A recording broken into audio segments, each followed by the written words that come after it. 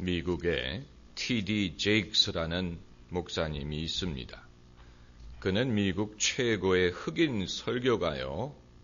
가히 미국 최고의 설교가라고 할 수 있습니다. 한번 집회를 열면 전국에서 수만 명씩 참석을 해서 일주일 동안 그의 설교를 듣습니다. 특별히 T.D. 제익스 목사는 여성들을 대상으로 하는 컨퍼런스로 유명합니다.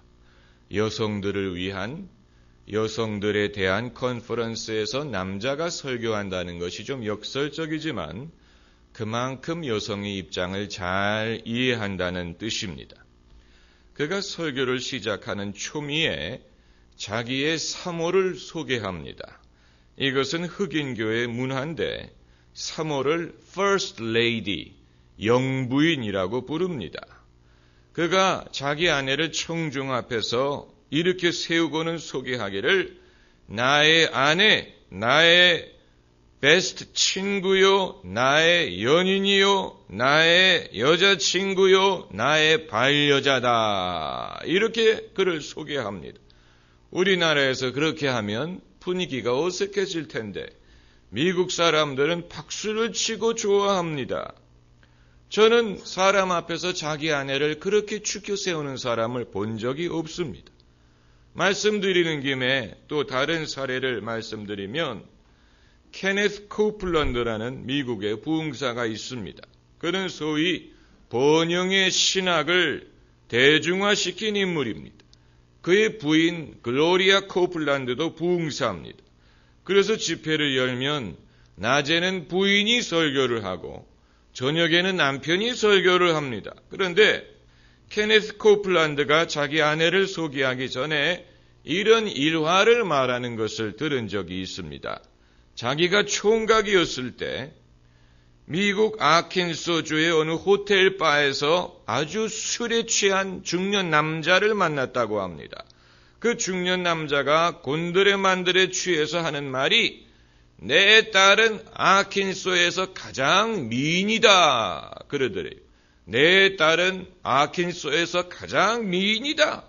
술 취한 사람이 말하는 것을 고지 들을 수 있겠습니까? 그래서 그러시냐고 좋으시겠다고 이렇게 맞장구를 쳐주고 무시했는데 그 딸이 술 취한 아버지를 데리러 모시러 호텔 바에 왔다는 것입니다.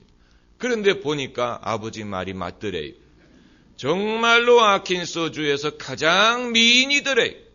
그게 바로 지금의 나의 아내다. 이러면서 자기 아내를 소개를 하는 것을 보았습니다.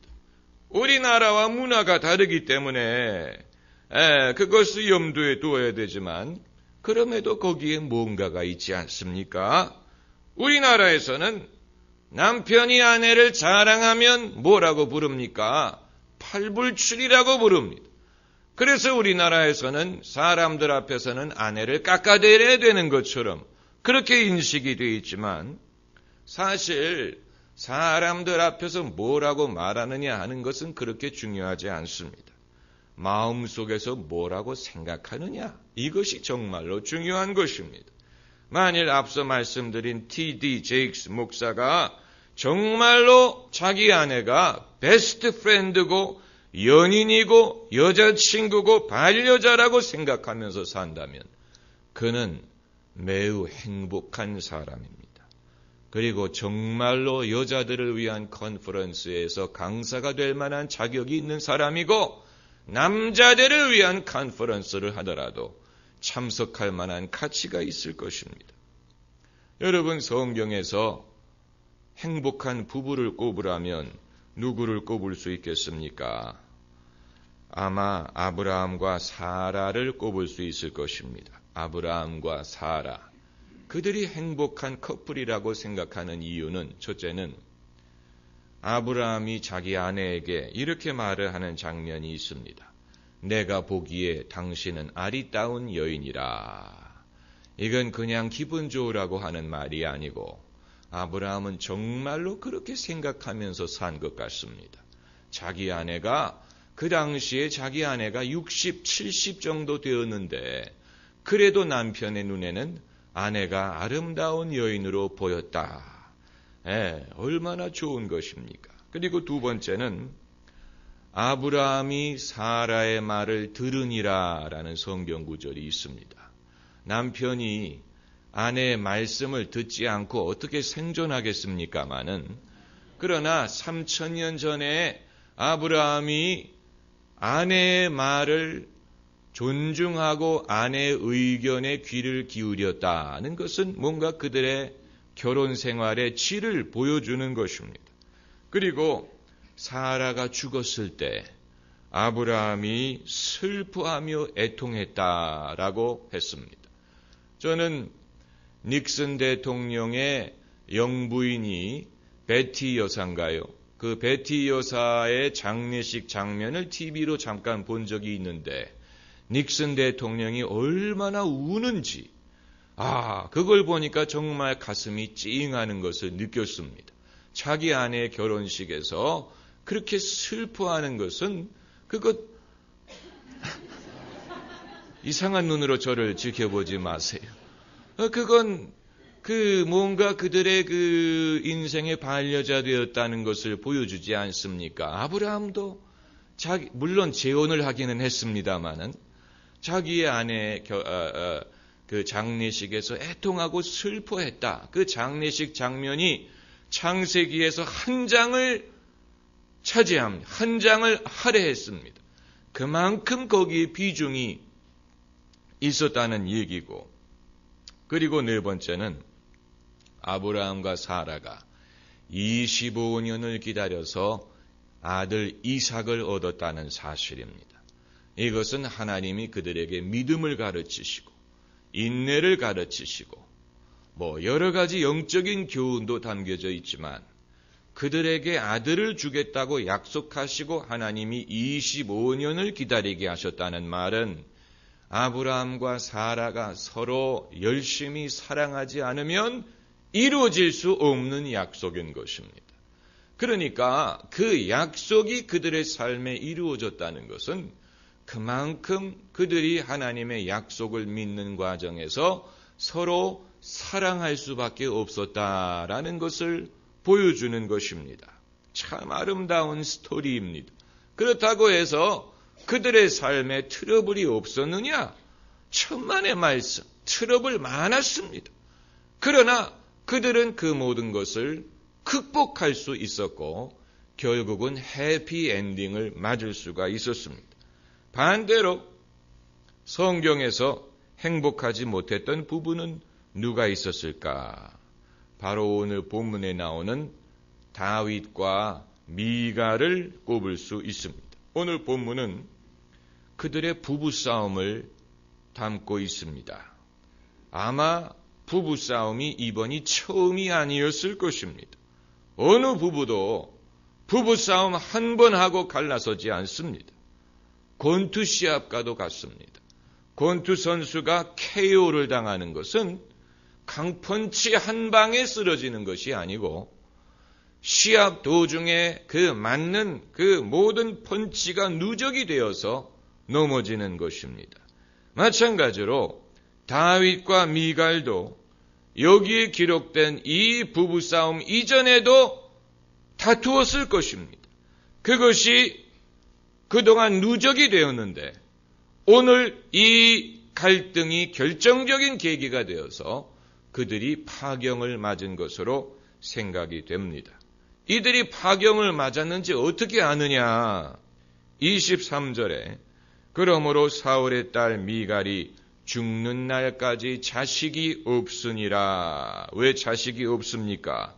서로 가까이 하지 않았다는 얘기입니다. 그러니까 이혼은 하지 않았지만 실질적으로는 부부의 관계가 더 이상 성립되지 않았다라는 얘기입니다. 여러분, 부부가 꼭 이혼을 해야만 파경을 맞는 것은 아닙니다. 회사가 장부상으로는 파산을 하지 않았더라도 실질적으로는 파산 상태에 있을 수 있는 것처럼 서류상으로 이혼을 안 했을 뿐이지 실질적으로는 파경을 맞은 부부들이 얼마든지 있을 수가 있는 것입니다. 다윗이 누굽니까? 다윗은 재능이 많은 위대한 인물이에요. 요즘 말로 하면 잘난 사람입니다. 그에게는 용맹이 있고 예술적인 감각이 있고 사람들에게 카리스마가 있는 그런 인물입니다. 그러나 그런 다윗에게도 집안일만큼은 자기 뜻대로 되지를 않았습니다. 그래서 다윗은 자기 집안일로 인해서 많은 아픔을 겪었습니다.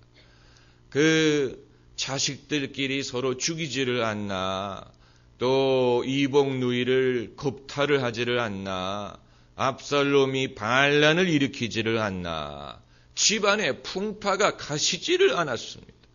다윗이 이스라엘 최고의 임금이면서도 시편에서 그의 아픔, 하나님에게 그의 하소연을 볼 수 있는 이유는 그만큼 다윗이 하나님께 기도하지 않으면 안 될 그런 사연이 있었다는 것을 보여주는 것입니다.